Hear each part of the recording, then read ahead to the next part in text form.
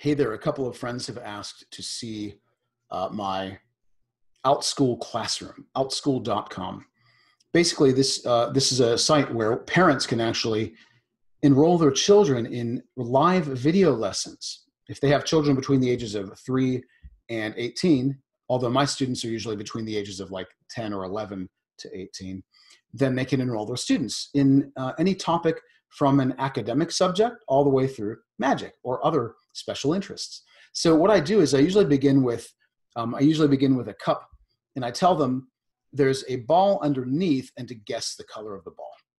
Some say red, some say brown, some say blue, but for some reason they never say white. Now the reason I have them guess the color is because the card trick they learn in this class, they learn to guess a playing card before a person picks it out of the deck. A really cool prediction trick. So I want to show them how hard it is to guess something they don't know. Okay, so then I sort of segue into sleight of hand by taking this miniature baseball, and I take it in my hand and I snap. And I show them this is an exact example of sleight of hand. And I say, well, where do you guys think it is? And of course, it's always under the cup.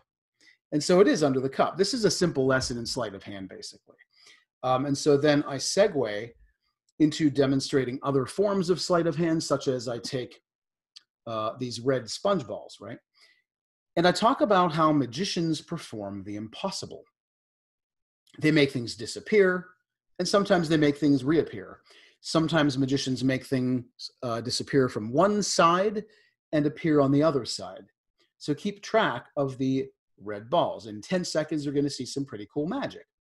1, 2, 3, 4, 5, 6, 7, 8, 9, 10. So it appears as if the ball went from my left hand to my right hand. Now, of course, you can do this in fewer than 10 seconds. You can take one ball into the left hand, one ball into the right hand, and of course, the ball travels just as fast, right? So these are examples of sleight of hand. I even say that doing something is like spinning a wand is sleight of hand as well. But then I segue into the more important part, is that the card trick they're going to learn doesn't require any difficult sleight of hand, et cetera, et cetera. I'm not going to do the whole lesson here, but the one thing I do want to teach them is something called misdirection, where you can kind of direct an audience's attention. And I say, well, guess what?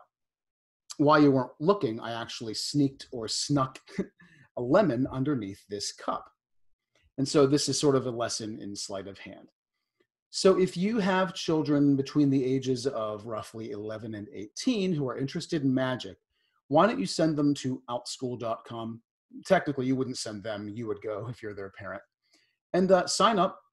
And they're online live video lessons of magic. And I teach a couple of classes on there now. In order to find me, it's probably easier to go to Google, search Tom Interval, I-N-T-E-R-V-A-L, and Outschool, O-U-T-S-C-H-O-O-L. There you'll find my teacher profile, and then you'll see links to the classes I'm offering.